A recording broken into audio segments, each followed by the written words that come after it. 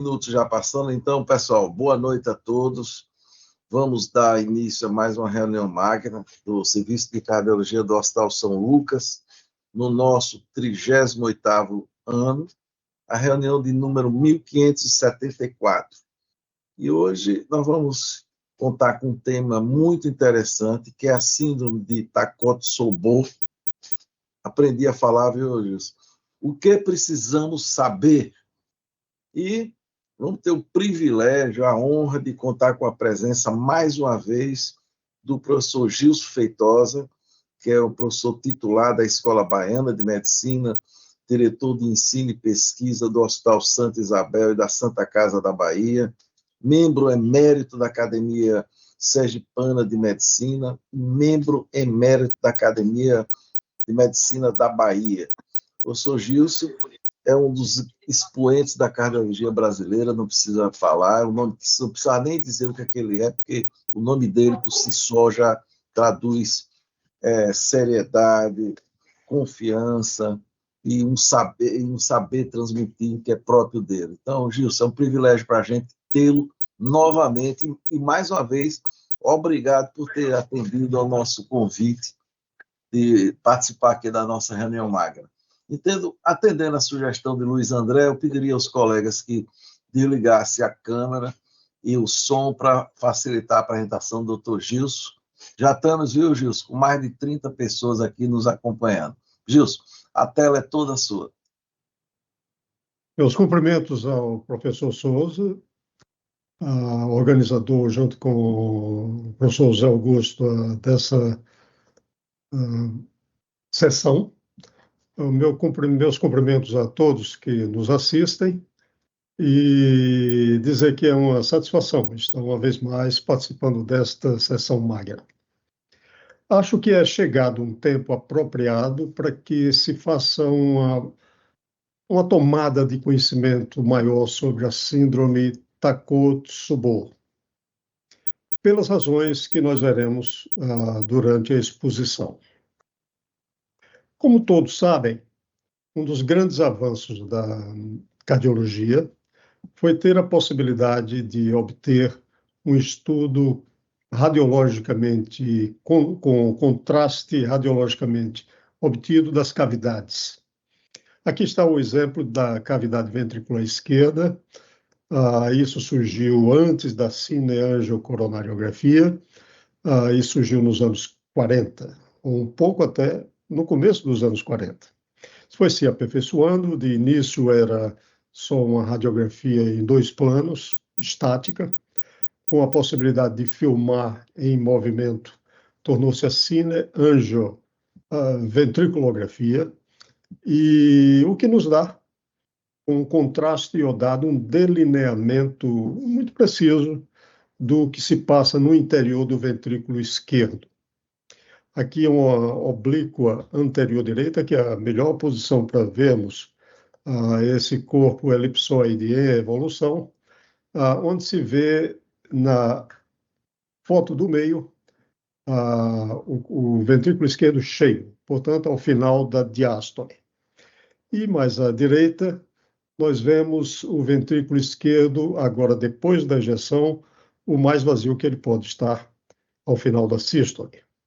E percebe-se, já de há muito tempo, que isso é feito de uma maneira mais ou menos homogênea, em que as paredes aqui identificadas como a parede anterior, o ápice, a parede inferior, a base, elas se contraem de maneira homogênea, todas elas, proporcionando a ejeção de sangue.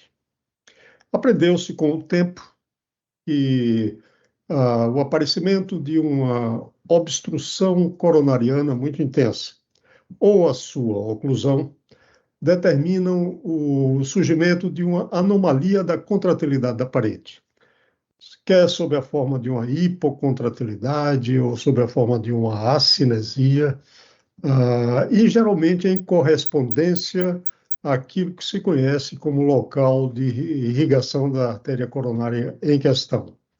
Por exemplo, a descendente anterior irriga essa parede anterior que nós estamos aqui delimitando. E a região apical A circunflexa, aparelho lateral, melhor vista em outra projeção. Coronária direita, via de regra, como resultado da obstrução ou oclusão da coronária direita. Modificando esse aspecto homogêneo de contratilidade. Isto é o que é conhecido e está posto, e isso é um conhecimento já muito antigo. Eis que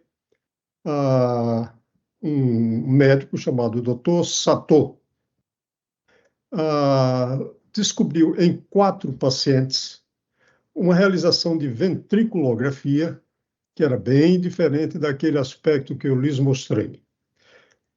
Mantendo uma contratilidade da base do coração e uma hipocontratilidade, um balonamento da parede anterior, do ápice, da parede inferior, sem respeitar paredes que digam respeito, que se relacionem a uma artéria coronariana obstruída, como várias paredes ao mesmo tempo estivessem comprometidas. A ele pareceu que esta imagem lembrava muito o que ele chamou de Takotsubo. Esse é o nome que eu aprendi no Japão a pronunciar corretamente essa palavra e que eu resolvi adotar. Eu resolvi adotar porque, por exemplo, em inglês, quando a gente ouve algumas palavras em inglês, a gente não ousa traduzir literalmente para o português, mantém e respeita a palavra original. A gente espera que o português também seja tratado assim. Então, quando a gente fala Washington, a gente não escreve de maneira aportuguesada. Quando a gente fala Roosevelt, a gente não escreve de maneira aportuguesada. A gente escreve como é escrito e pronuncia da maneira correta. Pois bem, é a mesma coisa de respeito ao Takotsubo. Tako, representando o octopus, o polvo, que é um fruto do mar muito utilizado no Japão. E tsubo é armadilha. Então, é como se fosse uma armadilha de polvo. Ela é feita de uma maneira que o polvo entra aqui e não consegue sair. Daí, esse ventrículo aqui comprometido a ter dado origem à ideia de uma síndrome que a ele pareceu ser isto aqui. Pareceu ser uma cardiomiopatia devida a um espasmo multivascular para justificar o acometimento de várias paredes simultaneamente. Vejam como é uma lição muito interessante para a medicina o ocorrido com o Takotsubo. O Dr. Sato, que foi quem fez essa descrição original, ele descreveu o aspecto em poucos casos e publicou num capítulo de um livro no Japão, um livro de muito pequena expressão. Então, ele caracterizou uma síndrome, quero dizer, uma síndrome que nós já tínhamos visto várias vezes na vida e que não reconhecíamos como tal. Ele caracterizou isso e por ter publicado numa revista, num ambiente de muito pouco impacto. Isso, em 1990, trouxe pouca repercussão para o mundo. E o conhecimento sobre síndrome Takotsubo evolui, então, muito lentamente. Evolui muito lentamente e sob a forma de quê? Vejam, sob a forma de relatos de caso, correspondências, estudos de revisão, mas estudos clínicos mesmo, ensaios que testem mecanismos fisiopatogênicos e sua terapêutica dessa condição, eles ainda são inexistentes, dando-nos a antever de imediato que o que nós vamos falar sobre Takotsubo é uma importação daquilo que se aplica a outras condições, sendo esse o caso principalmente da cardiopatia isquêmica, mas não apropriadamente de Takotsubo, porque o conhecimento tem crescido lentamente em relação a essa condição, a despeito da sua importância, como nós vamos lhes mostrar. Então, vejam, o crescimento tem sido, desde o Dr. Sato, em 1990, feito dessa maneira. Quando a Mayo Clinic se interessou, estabeleceu critérios, os japoneses estabeleceram linhas de conduta e diretrizes próprias para essa condição. Depois, Johns Hopkins se interessou pelo assunto, sempre à procura de um entendimento de casos. E, a partir daí, determinando com os critérios para o seu diagnóstico, culminando até, mais recentemente, na tentativa de fazer um critério diagnóstico chamado de INTER-TAC, sobre o qual eu tenho muitas restrições, como eu procurarei lhes mostrar. Trata-se, agora, numa coorte de 1.750 casos, trata-se de uma condição que é predominante no sexo feminino, 90%. Ocorre em mulheres de uma certa idade, a média nesta grande coorte foi de 66 anos. Maneira de apresentação foi dor no peito, 75%, ou dispneia. Metade dos casos se apresentava com dispneia. Trata-se, portanto, de uma síndrome de dor precordial, com alterações eletrocardiográficas e marcadores de necrose miocárdica elevados, portanto, muito se assemelhando a uma síndrome coronariana aguda. Mas uma característica própria desta condição, diferente daquela de síndrome coronariana aguda, é que não há uma observação de doença arterial coronariana como sua origem, e, além do mais, a disfunção do músculo cardíaco é habitualmente reversível, demonstrando claramente que mecanismos distintos estão em jogo. Esse é um eletrocardiograma, todos nós já vimos eletrocardiogramas desse tipo. Esse seria um eletrocardiograma típico, alterações isquêmicas. Imagine alguém com dor precordial apresentando-se com eletrocardiograma dessa forma, e aí a síndrome coronariana aguda, com sua demanda de rapidez de intervenção para benefício do paciente, se instalaria, e o que é natural. Menos comumente, chega a aparecer muito mais ainda, com elevação de supra-DST, como nós vemos no caso abaixo. Começou-se, então, paulatinamente, a estudar o que seria a possível patogenia da síndrome Takotsubo. O Dr. Sato e colaboradores pensaram num espasmo vascular de muitas artérias simultaneamente. O estudo tanto de noradrenalina como de adrenalina em indivíduos na fase aguda da síndrome, nos primeiros 2 dias, assim como estendendo-se até o 5º dia, em comparação àqueles indivíduos no mesmo período que tiveram uma verdadeira síndrome coronariana aguda sob a forma de infarto do miocárdio, revelam níveis de adrenalina, noradrenalina muito maiores, significativamente maiores. Então, sim, chama atenção o fato de que existe uma grande elevação tanto de adrenalina como de noradrenalina nessa síndrome, bem mais do que aquilo que se vê no infarto do miocárdio. Esse é um primeiro fato. O segundo fato é essa observação extremamente interessante. Observem, isto é um espectro, uma cintilografia cerebral. Aqui em cima nós temos o comportamento na fase aguda, portanto, os primeiros dias, e na fase crônica, com o restabelecimento da normalidade desse ventrículo esquerdo, acometido pelo Takotsubo. Esse é um caso. A este caso correspondem essas fotos da cintilografia cerebral. Os outros 2 casos são igualmente semelhantes ao primeiro, apenas a ventriculografia não está sendo mostrada. Nós vemos aqui onde tingir em amarelo aquilo que corresponde ao hipocampo, em vermelho ao tronco cerebral, verde os gânglios de base e azul córtex pré-frontal.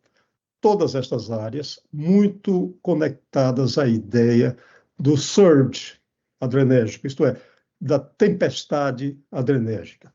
Observe que se é assim tingido intensamente nos primeiros dias, veja que com o passar do tempo, à medida que vai desaparecendo essa intensa a ativação desses locais que originam uma tempestade adrenérgica melhora o ventrículo esquerdo, como consequência, possivelmente, da melhora dessa tempestade adrenérgica assim demonstrada. Aqui é um outro estudo, e esse estudo, não sei se no meu hospital eu acho que ele não seria feito, mas foi feito. Foi feito na Alemanha, e a biópsia foi feita em 8 pacientes com Takotsubo. Foi uma forma exploratória da doença em que se viu que na fase aguda existe aquilo que corresponde realmente a alterações, principalmente alterações das bandas de contração, como costumam ser vistas em modelos experimentais de uso intenso de catecolaminas em animais de experimentação. E, ao recuperar, recupera-se plenamente, como se vê aqui nas imagens C e D, dando a impressão de que o que existe é uma grande tempestade adrenérgica que atua nos cardiomiócitos, leva a uma disfunção aguda e, eventualmente, leva a uma situação de adormecimento que recupera depois. Isso pode ser visto também numa ressonância magnética.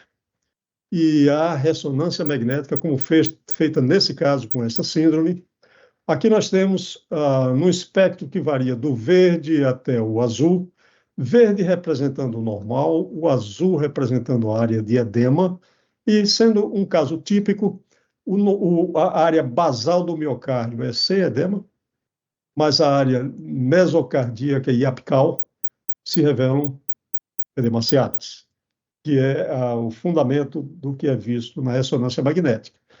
Quero lembrar que essa é uma das poucas condições, e isso a distingue bastante do que seja síndrome coronariana aguda, por não deixar sequela na ressonância magnética.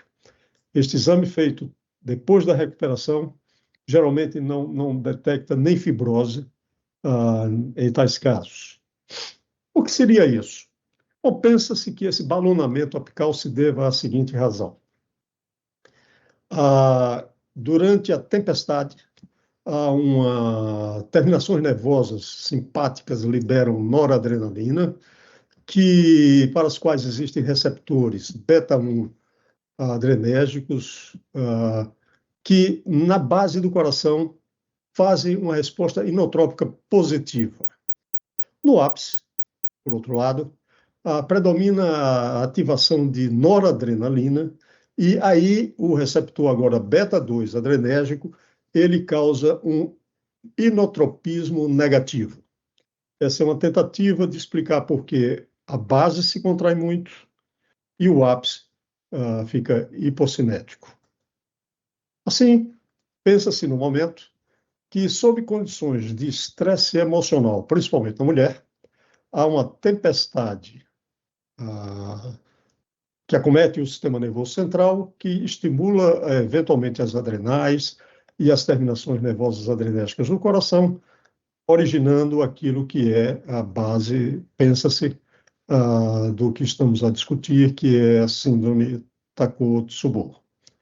Numa revisão bem mais recente, esses são mecanismos identificados. Então, no resumo, os gatilhos para essa tempestade de catecolaminas são relacionados a fatores emocionais, mas podem ser físicos, por exemplo, um grande exercício. O feocromocitoma pode fazer algo parecido. Estados psiquiátricos agudos, doenças neurológicas e até drogas podem ser os gatilhos reconhecidos para essa condição. Há certamente que uma susceptibilidade individual. As mulheres parecem ser mais propícias por terem uma deficiência de estrogênio, veja que isso ocorre na mulher mais idosa.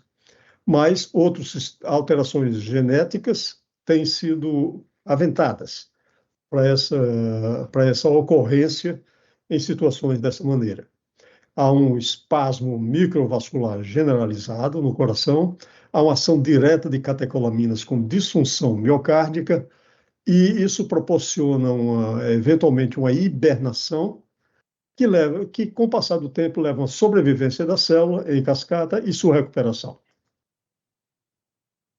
A evolução do conhecimento em Takotsubo nos mostra, então, que a forma mais comum é essa clara e relaciona-se à forma apical, de balonamento.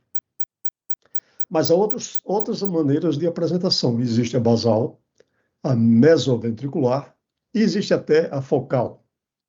Um outro fato a ser notado é que, sim, em todos os registros, desculpem, existe um predomínio do sexo feminino.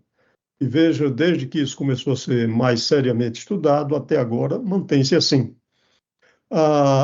Os fatores desencadeantes costumam ser, em sua maioria, fatores de estresse emocional, perdas de grande repercussão, ou fator de estresse físico, alterações neurológicas, as duas, e bem menos comumente, nenhum fator de gatilho é identificado.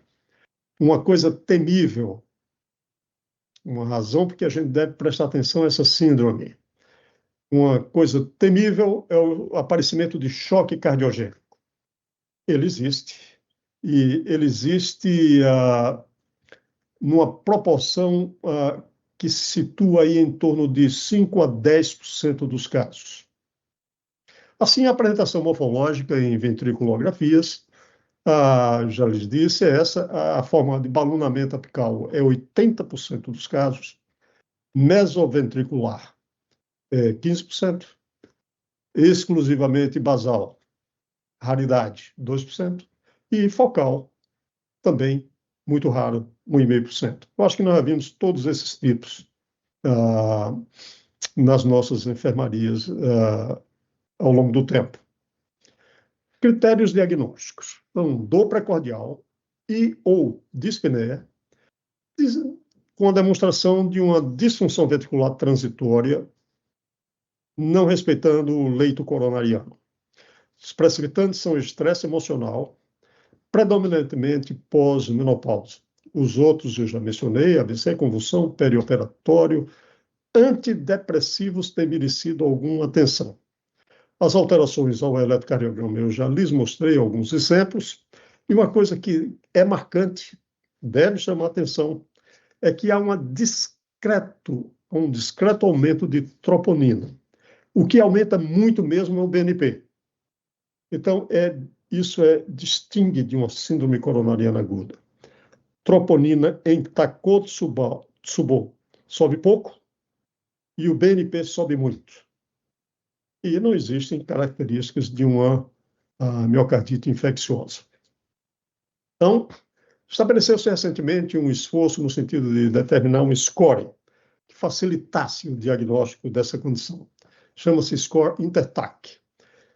Então, numa avaliação, como é feita em scores, de representatividade de muitas variáveis aqui listadas, foi, por fim, dada uma pontuação: sexo feminino 25, estresse emocional 24, a ausência de infradesnivelamento, doença psiquiátrica pregressa, doença neurológica pregressa, entre outras, e uma variação de 0 a 100. Quem tiver mais do que 70 pontos tem uma alta probabilidade de ter essa síndrome. Aqui estão esses elementos componentes desse score, mas quando a gente vai avaliar esse score mesmo, a gente vê que não distinguiu de síndrome coronariana aguda, senão dois: o sexo feminino e o estresse emocional. Então, eu entendo que, na minha prática, eu não preciso ter esse score para ter a atenção voltada para o diagnóstico de Takotsubo. Esta síndrome, ela se situa no conceito geral, as pepenocas, condições que, não relacionando-se à doença coronariana obstrutiva, fazem aumentar a troponina. Quando ela é relacionada de alguma maneira a uma alteração da coronária, chama-se minoca.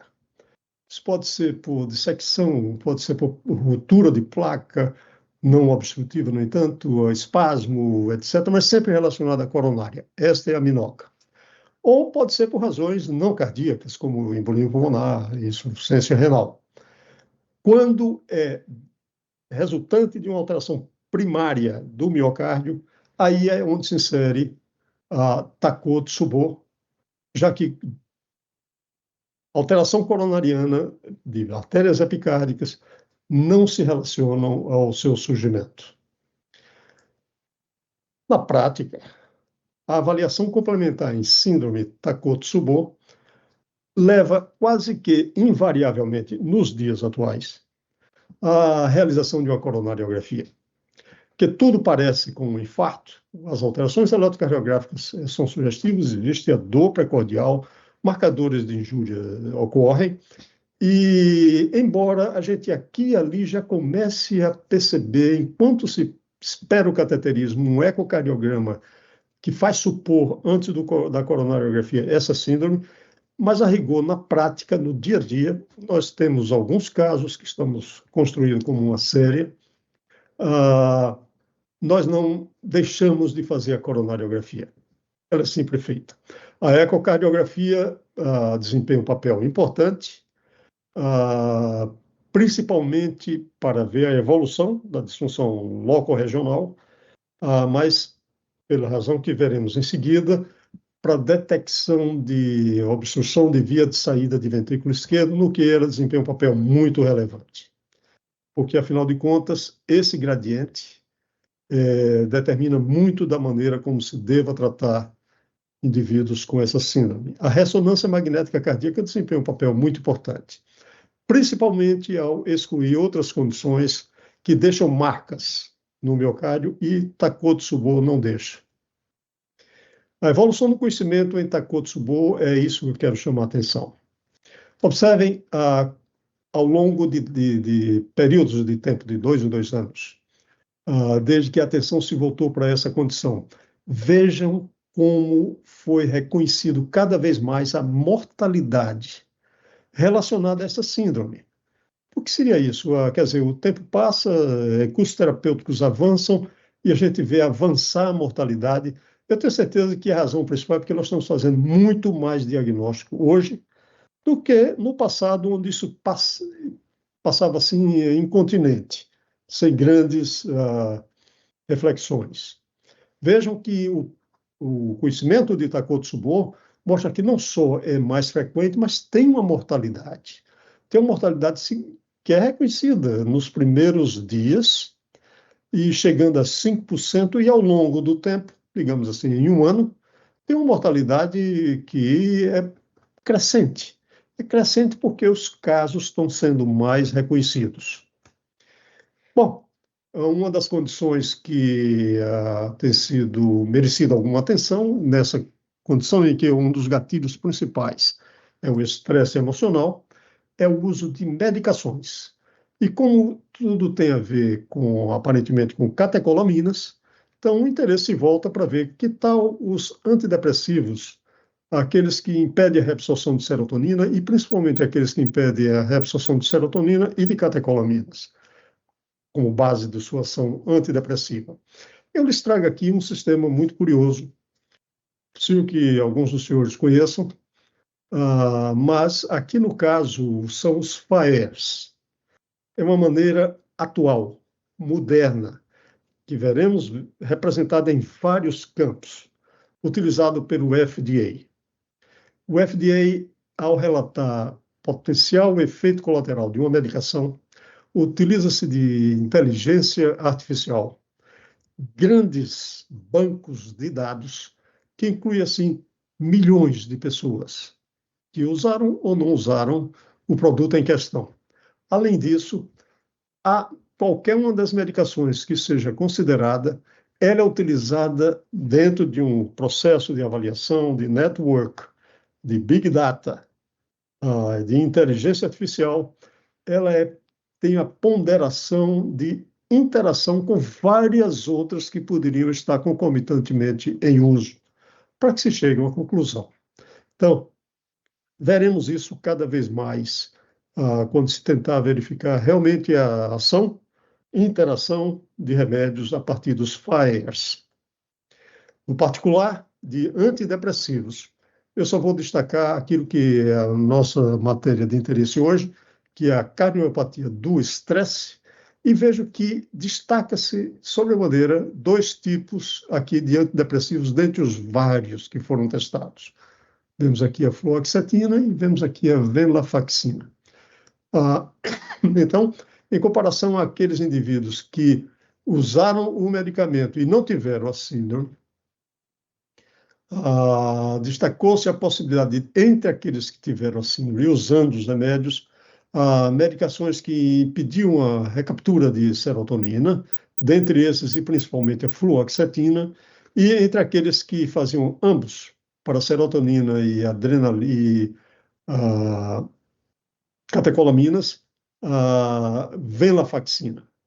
Bom, vejam que é incomum, mas isso nos traz pelo menos uma lição, é procurar saber se o paciente vem em uso de antidepressivo, como uma boa propedêutica, e depois, dentro de uma certa lógica, evitar o uso desses medicamentos em tais pacientes. Agora, chegando para o tratamento, eu insisto em dizer que o tratamento é totalmente emprestado.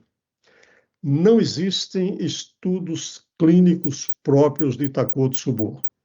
É tudo emprestado. Então, os pacientes que se apresentam com sintomas leves, um pouco de dispneia, um pouco de dor precordial, esses indivíduos representam, a rigor, mais da metade, 60% talvez ou mais. Nesses, é conhecida a síndrome, eles devem ficar em monitorização por 48 horas e deve-se neles usar inibidor de ECA ou angiotensina, sendo essa uma importação de dados advindos de outras áreas do conhecimento, assim como beta-bloqueadores. Uma forma perigosa de aparecimento, no entanto, é a de insuficiência cardíaca aguda com edema agudo de pulmão. Isso ocorre em diferentes séries de 12% a 45%, e isso é potencialmente grave. Aqui, nessa condição, diuréticos, a menos que existam, aí é onde entra o eco, a presença de obstrução da via de saída de ventrículo esquerdo. Não existindo diuréticos, inibidores de ECA, beta-bloqueadores, e, novamente, os vasodilatadores devem ser evitados se existir uma obstrução da via de saída do ventrículo esquerdo. Daí a importância de ficar atento para essa condição. Uma coisa temível em Takotsubo é choque. Choque cardiogênico como maneira de apresentação. Aqui existem 2 tipos. Existe aquele em que existe uma obstrução de via de saída do ventrículo esquerdo, novamente a importância do eco, e se esse for o caso, isso deve ser tratado com reposição de líquido nesse indivíduo com choque, beta-bloqueadores de curta ação, e evitando-se diuréticos, nitroglicerina, catecolaminas, e a espera de que o paciente assim melhore. Grave mesmo é quando tem choque, não tem obstrução, e aí medicação disponível para o seu tratamento extremamente limitada. Há uma ideia não muito confirmada da vantagem do uso do levozimendan nessa condição, um sensibilizador de cálcio. Isso é mais anedótico do que fruto de um real estudo clínico. Deve-se evitar catecolaminas, e aqui é quando se entra com o auxílio dos dispositivos de assistência ventricular, Impella, e quando não se tem Impella, se usa o balão intra-aórtico, que tem uma ação muito limitada. ECMO é de pouca disponibilidade. Esta situação é particularmente complicada. Pacientes assim têm arritmias, e quando existirem beta-bloqueadores, uma vez ou outra pode haver bloqueio, e nos Estados Unidos pode haver um life vest para funcionar, inclusive, como cardioversor, desfibrilador. Quando existir arritmia, deve-se prestar atenção ao intervalo QT e consequentemente, evitar drogas que aumentam esse intervalo. Deve-se evitar beta-bloqueador, e quem tem bradicardia, um QTc maior do que 500. E deve-se evitar marca-passos permanentes, porque tudo isso reverte com o tempo. Uma preocupação em quem tem Takotsubo é trombose ou embolismo. Isso ocorre em 88% dos casos. E aí eles devem ser anticoagulados. E mesmo que não tenham essa evidência, se a fração de reação estiver aquém de 30%, a quem recomende fortemente que um anticoagulante seja utilizado. Esses pacientes se recuperam. Geralmente a recuperação se dá entre 2 e 8 semanas. O que se fazer nesse período? Bom, enquanto não recupera, inibidor de ECA ou antagonista do receptor da angiotensina 2, que é o recomendado. Se tiver doença coronariana, porque pode ter, são pessoas idosas, aspirina e estatina, depressão é parte de um bom número de casos, dá apoio ao tratamento da depressão, e é preciso prevenir recorrências, que elas existem. E pensa-se que terapêutica de reposição hormonal na mulher idosa que teve Takotsubo seja útil. Mas, novamente, inibidor de ECA e ACE. O potencial evolutivo da síndrome Takotsubo está aqui exposto. Vejam que eventos cardiovasculares maiores ocorrem, a mortalidade está associada, e a mortalidade é parecida com a de síndrome coronariana aguda, mas infarto não é. Infarto é muito menos. Assim, o prognóstico de indivíduos com Takotsubo é sim semelhante ao de síndrome coronariana aguda.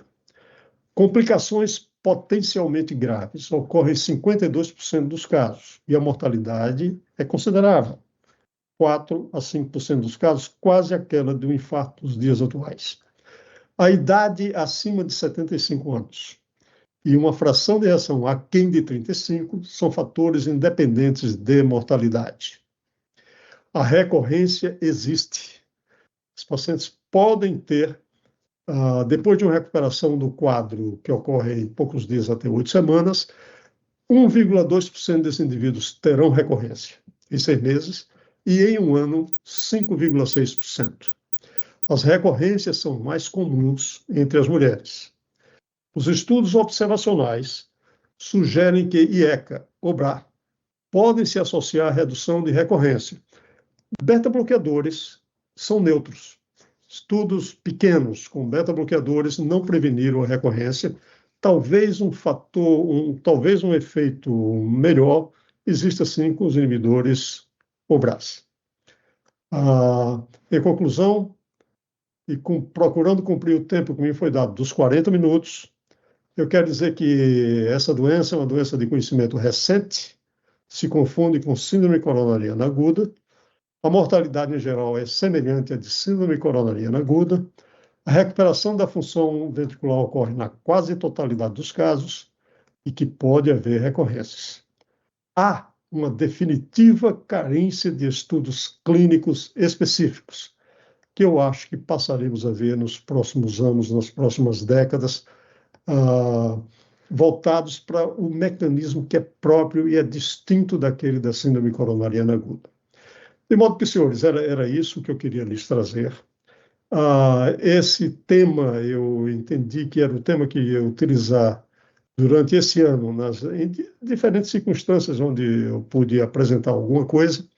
Fiz isso em várias partes aqui no meu serviço e algumas regionais aqui da Bahia, e eu agradeço a oportunidade de estar lhes trazendo essas informações para quem conhecia, para quem nunca ouviu falar com maior aproximação dessa condição. Está aqui uma oportunidade oferecida pela Sessão Magna, e aqueles que conhecem isso já com alguma profundidade, eu espero que alguma coisa tenha sido acrescentada durante esses 40 minutos. Obrigado por sua atenção. Ok, Gilson. Muito obrigado pela apresentação. Sem dúvida nenhuma, exatamente como nós prevíamos, né? Uma apresentação muito didática, né? Rica em conhecimentos. Eu acho que todo mundo aqui lucrou, sem dúvida nenhuma, com isso, né? Logicamente, todos nós já vimos muito esses casos, como você mesmo se referiu, mas sempre tem uma nuance diferente E você mostrou isso aqui para a gente com muita propriedade. Eu vou abrir para discussão, e antes, Gilson, eu acho interessante porque o que é raro, mas existe, né? Por exemplo, nós que fazemos eco, e aqui a gente tem eco com a urgência ligado, né? Então, assim, o volume nosso de exames é muito grande. Não raramente a gente encontra essa síndrome. E o curioso é aquelas formas de apresentações que você mesmo falou, eu diria atípica, né? Por exemplo, do baloneamento mais na base do que no ápice. Isso você disse bem, é raro, parece que é 2%, se eu não me engano, né, das apresentações, e a explicação já foge àquela ideia da ação sobre os receptores, né? Você teria como especular por que é que faz diferente? Será que a densidade seria diferente naquela determinada pessoa, né? É uma coisa muito especulativa. Já é especulativo acreditar fielmente que aquele seja o mecanismo. É isso. Talvez seja, mas precisamos explorar um pouquinho mais. Mas, por especulação, se poderia pensar que, nesses casos de outras localizações, por coincidência, naquele indivíduo haja de forma genética uma concentração maior desses receptores nessa ou naquela região. Que isso existe, existe. Eu tenho o registro de uma pessoa muito próxima a mim, uma colega de turma, que eu fiz esse diagnóstico depois de muito tempo. Ela, em outra oportunidade, já tinha tido um infarto e feito uma coronariografia normal. Na segunda vez, foi quando ela me procurou, ela teve um aborrecimento muito grande. Ela era uma pessoa assim, muito ética, muito correta, e uma familiar dela não comunicou da morte de uma parenta. Isto foi o gatilho para nova situação. Ela passou no outro serviço, fez novo cateterismo, coronária normal e uma alteração só de uma parede. Eu não tive dúvida em definir que isso era Takotsubo e, subsequentemente, tudo desapareceu, o que parece confirmar essa hipótese. Há variações, temos muito a aprender, por certo, mas não esquecer que, olha, cerca de 5 a 10% dos casos que chegam a um serviço de emergência com o diagnóstico suposto de uma síndrome coronariana aguda. Como esses casos são muito frequentes, então, entre eles, aí, um ou outro passa. Perfeito. Eu vou passar para Zé Augusto, que eu sei que vale a pena relatar que ele teve um caso interessantíssimo de uma senhora e o motivo, né, Zé Augusto? Eu acho que vale a pena relatar assim, o motivo que provavelmente foi o gatilho. E aí, Zé Augusto? Pessoal, parabéns aí pela uma verdadeira aula magna, né? Fez jus ao nome da nossa sessão, aula magna, magistral, aí foi de grande proveito mesmo para quem já iniciou no tema. Eu acho que a gente aproveitou, né, Souza e demais. Acho que a gente aproveitou muito.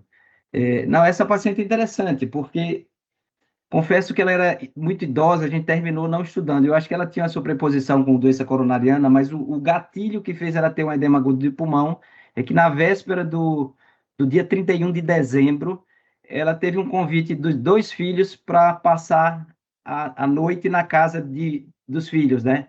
Da filha e do filho. E ela ficou em conflito todo dia se ela ia para a casa do filho ou da filha. E na madrugada ela teve um edema agudo de pulmão e o fenótipo ecocardiográfico, né, Souza? Era tipicamente Takotsubo, ela reverteu parcialmente, devia ter uma sobreposição. Eu fiz o eco, né, Zé Augusto? Eu fiz o eco primeiro, você me chamou, eu me lembro que eu ia primeiro. Dia 31, ela foi... 31. Ela ia, 31 foi. Te chamei 31, já 31. Quase chegando o Réveillon. Isso. Quase no Réveillon. Então, eu acho que tem vários ensinamentos. O senhor conversou com a observação clínica, né, do Dr. Sato. Eu acho que isso é fantástico. A gente está testemunhando ainda a descoberta de doenças, né? Quanta coisa a gente vê, mas não enxerga, né? Acho que isso é um ensinamento. Uma coisa que também me atrai assim nessa fisiopatologia, e o senhor falou muito bem, é que provavelmente é um binômio, né? Eu acho que é um modelo que talvez coaduna com o interesse do American Heart de colocar a saúde mental como um aspecto importante da saúde cardiovascular, né? Me parece que o Takotsubo tem esse componente de alteração da circuitaria cerebral, acho que o senhor falou muito bem. Eu acho que isso é um aspecto que chama a atenção de vários trabalhos, essas alterações, e junto com talvez uma predisposição microvascular, não é? A gente tem muitos momentos de estresse na vida, as pessoas têm, e não necessariamente desencadeiam, né? Então, acho que tem muita coisa para ser conhecida, né? Acho que gostei muito do senhor colocar esse tratamento emprestado. Sempre me causava um pouco de incômodo, né? A gente está usando esse tipo de tratamento e a gente realmente não ter a base, né? Não tem a base. É totalmente diferente de uma ruptura de placa, né? E a gente, provavelmente, essa disfunção endotelial, junto com a tempestade adrenética, talvez a gente vá desenvolver, pelo menos testar, a possibilidade de modular um pouco esse vasoespasmo, né? Drogas que mexem com o endotélio, que aumentam o óxido nítrico, então, talvez tenha um campo aí. Agora, eu queria ouvir do senhor especificamente aí, como é que o senhor vê essa taxonomia, né? Tem muitos propondo, de fato, uma síndrome isquêmica aguda miocárdica. Como é que... Eu acho que a gente está numa fase que expandiu muito o conceito de síndrome aguda, coronariana aguda. A gente tem uma taxonomia confusa. A gente tem, por exemplo, uma infarto tipo 2 com dissecção aguda de coronária, que é uma obstrução. A gente tem o infarto tipo 2, que é desbalanço oferta-consumo. Agora a gente tem uma elevação de troponina e vasoespasmo, e alguns autores colocam como uma síndrome miocárdica isquêmica aguda. Agora a gente tem a disputa de se a gente vai permanecer com infarto com supra e sem supra para o infarto com oclusão da artéria. Como é que o senhor está enxergando isso aí? Me parece que a gente precisaria de uma revisão importante da taxonomia dessas síndromes todas. Quando a gente vai para o passado, o termo de síndrome coronariana aguda foi definido para uma obstrução, realmente uma obstrução aguda de uma artéria epicárdica, e sempre pensando na ruptura de placa, mas o avanço dos métodos de imagem, diagnóstico intravascular cresceu tanto que a gente ainda também está usando esses tratamentos emprestados, né? Quando a gente tem uma embolia de coronária, quando a gente tem uma dissecção aguda da coronária, e agora o Takotsubo com esse componente isquêmico. Como é que o senhor visualiza aí um futuro? Como é que o senhor pensa isso aí, professor? Bom, no momento, eu me sinto relativamente confortável com a ideia de se tratar de uma síndrome que eu chamo Takotsubo, porque, como eu disse, foi assim que eu aprendi que deveria ser. A tentativa que eu fiz de mudar para Takotsubo mereceu de uma colega nossa aqui, japonesa, que está entre nós, a correção, e ela me ensinou o seguinte: ninguém diz judo, diz judô, porque assim é em japonês. Eu me sinto confortável com isso, porque dá a ideia de que configura mais ou menos. A gente já viu que há exceções que fogem a essa armadilha de polvo na forma do ventrículo esquerdo, mas para a maioria dos casos, 80% dos casos é assim. E outra possibilidade de entendimento seria miocardiopatia catecolaminérgica aguda. Também eu acho que, por enquanto, é aceitável fazer isso, até que as coisas se esclareçam melhor. A noção de que isso não é como resultado de doença de artéria epicárdica, ela está bem consolidada, eu acho. Mas eu acho que certamente que há muito o que fazer, não só no entendimento, como com estudos dirigidos para a síndrome propriamente dita. Por exemplo, se as catecolaminas estão tão no cerne da questão, e principalmente talvez aquela surge, aquela tempestade de catecolaminas, comandada pelo sistema nervoso central, mediada por terminações nervosas adrenérgicas que chegam ao coração. Digamos assim, numa paciente que esteja em choque, que tal a possibilidade de eliminar o gânglio estrelado, tentando com isso reduzir aquela situação, como uma coisa mais específica da síndrome? Eu acho que nós ouviremos coisas a respeito disso, específicas, voltando para esse entendimento básico da condição.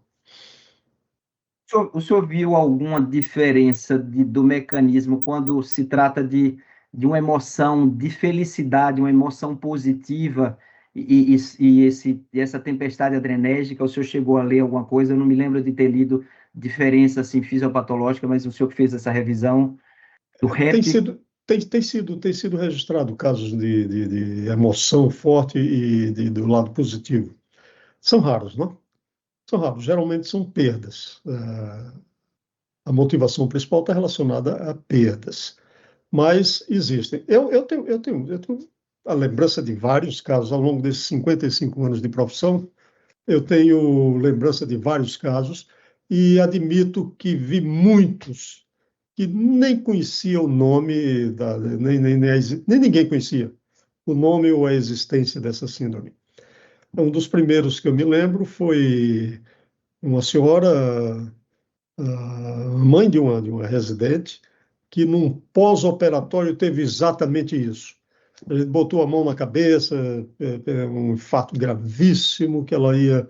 E depois tudo recuperou a normalidade. Eu acho que esse foi um dos primeiros casos que eu registro assim há muitos anos. Devo ter visto vários outros. Essa situação ocorre e nas nossas sessões a cada segunda-feira em que casos são apresentados pelos residentes, numa sessão que nós temos, de vez em quando surge um caso desse, confirmando a ideia de que é uns 10% dessa situação.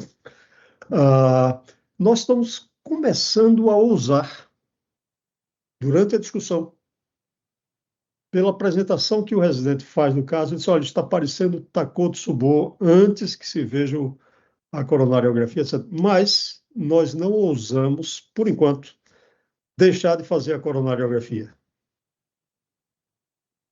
Porque Perfeito. não gostaríamos de deixar passar algo que a gente pudesse fazer. Muito bem. Ô, Gilson, primeiro tem Celi, depois Wesley. Eu estava me lembrando também de uma senhora, muitos anos atrás, em que ela internou e queriam colocar um duplo J. Ela não entendeu o que era o procedimento, e de madrugada me ligaram que ela tinha uma dor forte, e o eletro fez alterações isquêmicas e levaram para o cateterismo. E na sala, eu me lembro que a mandamicista me ligou dizendo assim: olha, rapaz, só tem uma lesão de 30%, você precisa ver o estrago que fez no coração. E aquilo ali ficava aí, deve ser miocardite e tarará. Eu me lembro que eu fiz o eco 2 dias depois, já tinha uma melhora, mas chamava aquela atenção, e eu não conhecia o eco dela anterior, né? Então sempre ficava aqui. Depois recuperou completamente. Quer dizer, retrógradamente, Takotsubo, né? Outra coisa é que você falou, a quantidade de ansiolítico que se usa é um absurdo, né, atualmente. E talvez eu acho que mulher use mais do que homem, não sei. Então, provavelmente está influenciando também nisso aí, né? Nessa maior incidência. Celi, nossa veterana aqui do serviço aqui, embora jovem. Celi, seu som está desligado. Acho que liguei. Professor, ouvir uma palestra do senhor, sinceramente, assim, é uma oportunidade inefável. O senhor consegue fazer em poucos minutos uma síntese construtiva e sempre acrescenta algo totalmente diferenciado. Você vê a maneira como falar Takotsubo é própria, né? Então, isso diante de tanto conhecimento científico, o senhor ainda consegue acrescentar isso. Então, assim, eu fico realmente sempre muito encantada. eu tenho uma dúvida, o senhor sabe que eu sou totalmente comprometida com a mulher, né? A cardiologia da mulher, que é um conflito que eu levanto a bandeira e sei que o senhor nem sempre compactua com isso, mas eu queria ouvir do senhor o que o senhor acha dessa resposta autonômica, se existe alguma coisa que mostre a mulher mais suscetível a essas respostas autonômicas em relação à doença em si, ou se seria um pouco do momento em que ela incide mais, que é o momento onde a mulher perde a proteção estrogênica da vasodilatação, ou até mesmo esse estresse emocional, que são multifatores, né? A gente defende hoje como fator de risco muitos outros fatores, até os psicossociais interferindo na doença isquêmica, na mulher em si, doença cardiovascular. O senhor teria alguma coisa que possa mostrar uma relação diferente entre homem e mulher, nesse caso específico, Takotsubo? Obrigado pela pergunta, cara Celi. Um prazer revê-la. Tem sido especulado que, principalmente por ser mais comum após a menopausa, que a carência de estrógenos desproteja essas mulheres contra o efeito eventual de uma tempestade catecolamínea. Isso tem sido especulado. Mas, do meu conhecimento, isso nunca foi motivo de um aprofundamento. Aliás, nada foi motivo de um grande aprofundamento de estudos nessa condição. É curioso que ocorra mais em mulheres do que em homens. Isso é um fato inconteste. A grande maioria é em mulheres e a idade média de uma grande coorte foi de 66 anos. Então, um bom número tem acima de 70, bem distante da época da menopausa. E é possível que hormônios, o desbalanço de hormônios que surge, facilite. Mas são tantas as mulheres, não? São tantas as mulheres com essa idade. São tantas as mulheres sujeitas a emoções, e essa condição continua relativamente rara. De modo que pode haver uma condição muito pessoal, uma predisposição muito própria, que seja modelada por fatores genéticos, talvez.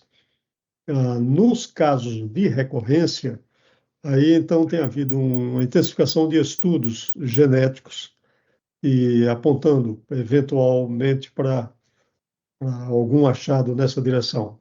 Mas eu volto a dizer, o assunto parece carecer de informações mais detalhadas que virão no futuro próximo. Muito obrigada.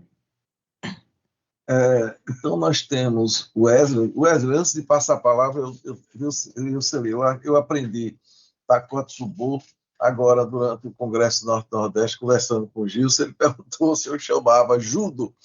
E aí, como também uma vez, uma ocasião, eu estava falando de um estudo, aí falei prato, ele disse, olha, prato está parecendo aquelas pessoas que não sabem chamar prato direito a criança, então o estudo observa é pleito. Não sei se você recorda, Gilson. Recorda. Então, eu já fiz essa observação com meus residentes várias vezes. Então, aí, olha, aconteceu comigo, viu, meu amigo? Então, o Wesley, aí, esse é Boa moda noite, viu, professor Gilson? Sim, conheço muito. Tudo bom, doutor Gilson? Tudo bem. Excelente aula. Realmente, a gente até pensa o que o doutor Gilson vai aprontar. Porque, eu falei, a gente sempre acha que sabe quase tudo sobre Takotsubo. E realmente consegui extrair muita coisa nova. Muito obrigado. Eu tenho duas considerações e queria ouvi-lo sobre essas considerações. Uma é, na sua prática clínica, o que o senhor já vivenciou dessa miocardiopatia de Takotsubo associado a um acometimento do ventrículo direito, em situações em que não devem ser frequentes, obviamente, pela densidade de miócitos, mas me parece que, em alguns casos, há um acometimento do VD e, às vezes, associado com derrame pericárdico. E uma outra consideração, e talvez uma opinião do senhor sobre isso, há 4 anos atrás eu vi um artigo que publicou uma série de casos da miocardiopatia Takotsubo que evoluíram para um choque cardiogênico e o dispositivo Impella foi sugerido como importante para a melhora clínica desses pacientes que estavam mais graves. Então, dentro desses contextos, né, mais graves de acometimento de VD e choque cardiogênico, que o senhor já vivenciou na sua prática clínica, e novamente agradecer a sua participação nessa histórica reunião magna e uma excelente revisão que o senhor nos presenteou. Muito obrigado, doutor Gilson. Muito obrigado pelas considerações. Sim, o ventrículo direito, ele vai envolvido, a atenção toda tem se voltado para o ventrículo esquerdo, mas o ventrículo direito vai francamente envolvido. Aquele trabalho que eu lhes mostrei dos alemães foi todo com biópsia em ventrículo direito.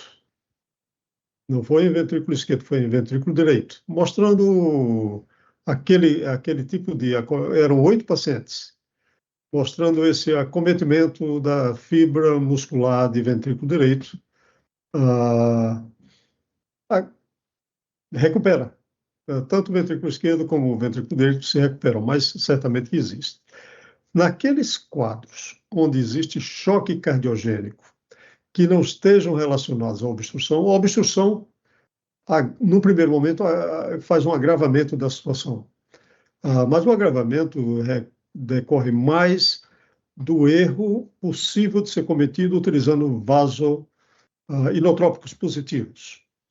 Uma vez reconhecendo que isso não seja assim, esses casos com obstrução são melhor manipulados do que os casos que não tem nada e o indivíduo está em choque. Nesses casos que não tem obstrução e o indivíduo está em choque, é um grande problema. E aí sim que se impõe a utilização de recursos, os mais diversos que hoje em dia são utilizados. Nós não temos o recurso disponível de Impella para utilização. Mas esse seria uma das situações em que isso... Então, o que eventualmente se tem utilizado é balão intraórtico, que deixa muito a desejar nessa condição. Mas alguns acreditam que ajuda alguma coisa e na impossibilidade de fazer qualquer coisa melhor. Felizmente, esses casos são raros, mas eles existem e a gente deve estar preparado para enfrentá-los. A ECMO também é uma situação. A ECMO nós já tivemos a oportunidade de utilizar.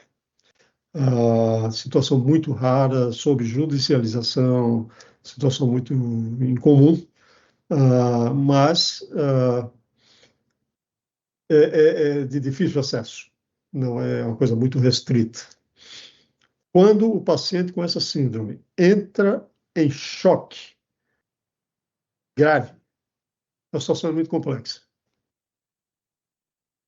Eu acho, né, doutor Gilson, que se fosse mais disponível em Impella, porque para nós, hemodinamicistas, é um tanto prático implantar o Impella. Não é algo tão complexo quanto a ECMO, né? Se fosse disponível... O problema não, com certeza não é complexo fazer. O problema é a disponibilidade. Disponibilidade. Muito bem.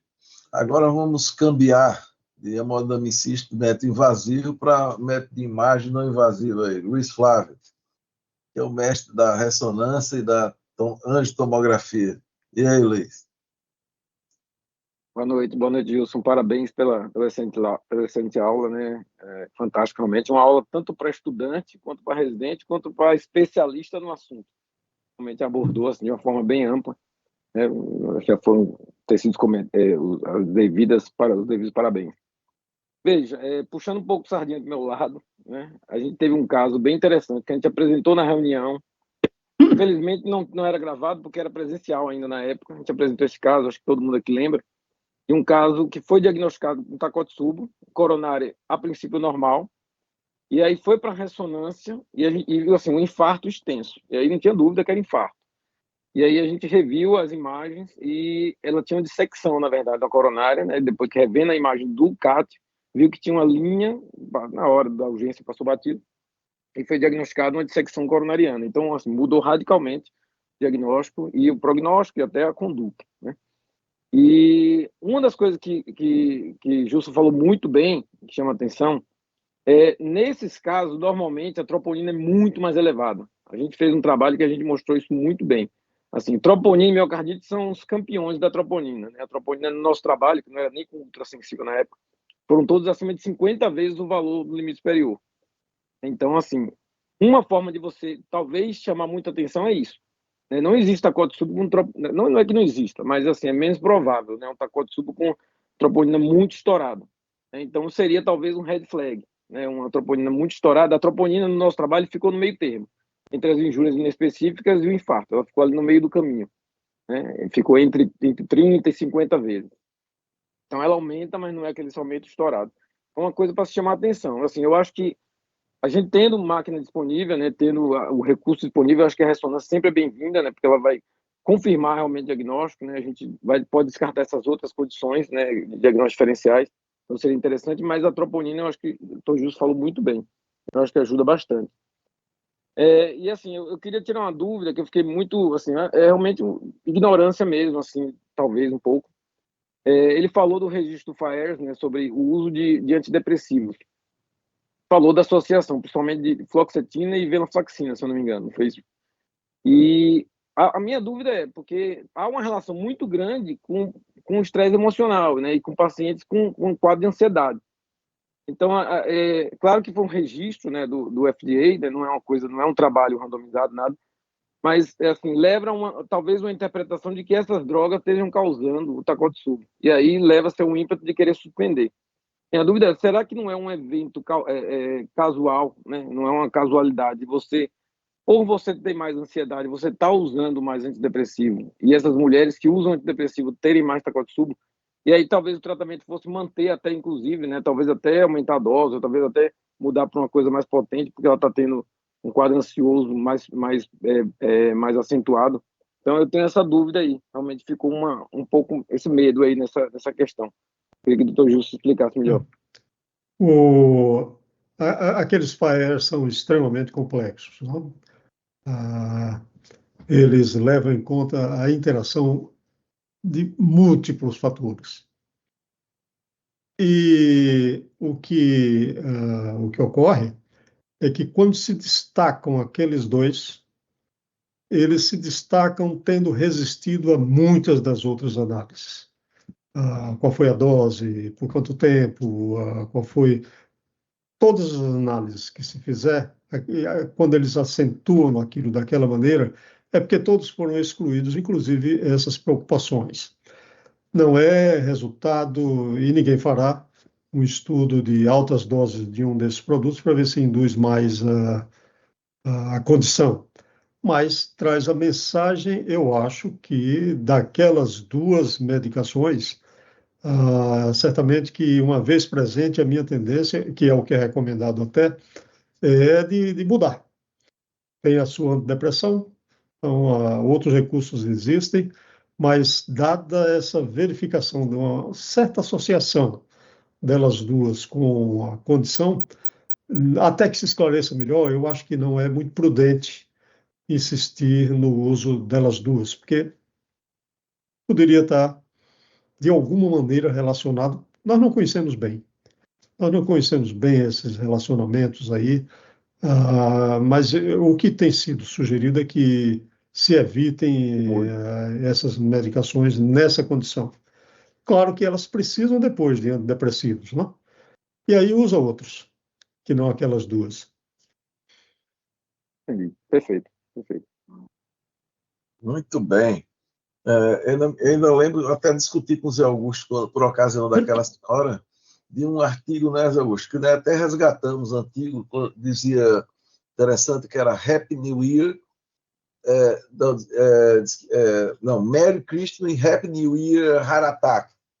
Então, mostrando que a incidência maior de eventos coronarianos nessa época, por várias razões, inclusive de tristeza também, né? Porque muitas vezes pessoas sozinhas e tudo mais, entendeu?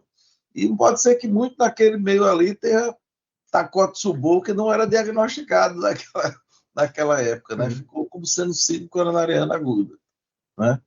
É.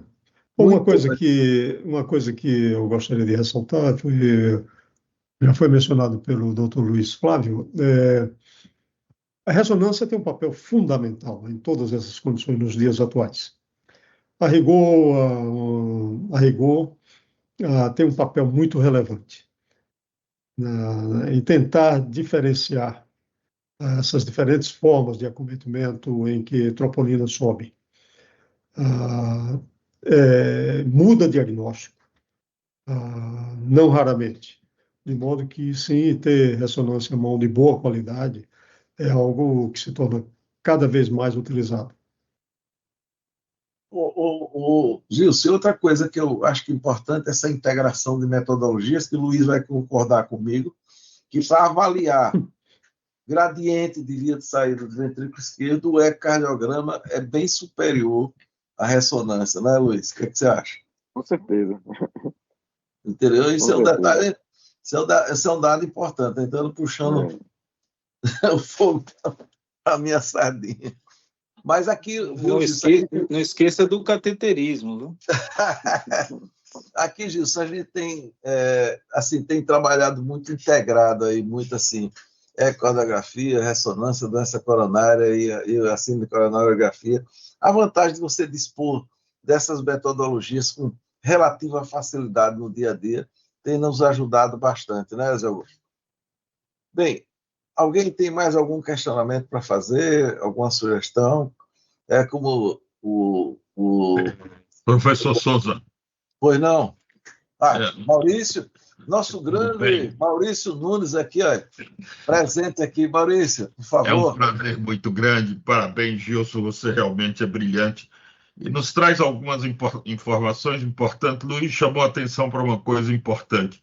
É o uso dos antidepressivos. Nós que fazemos a clínica do dia a dia, sabemos do número do percentual grande e as respostas dos antidepressivos para essa síndrome é bastante significativa.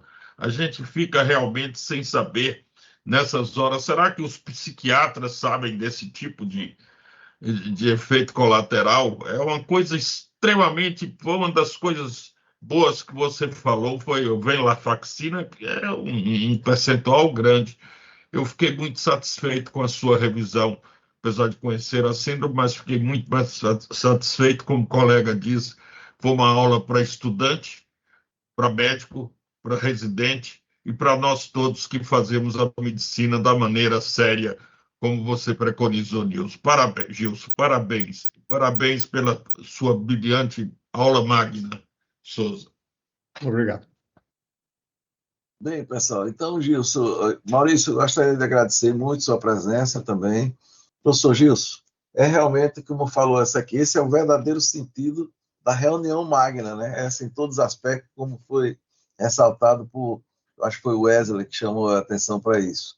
E só lembrando aqui, para quem não teve a oportunidade, o professor Gilson fez a apresentação dos nossos 30 anos.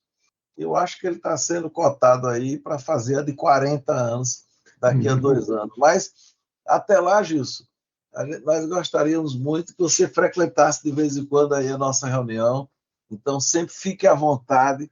É só você dizer, quero falar, que nós temos aí trânsito livre aí para você. Muito obrigado por ter nos abrilhantado com uma reunião simplesmente magnífica. Obrigado. Um forte abraço a todos. Um abraço e até a Boa noite. próxima semana com mais uma reunião Um magna abraço. de cardiologia.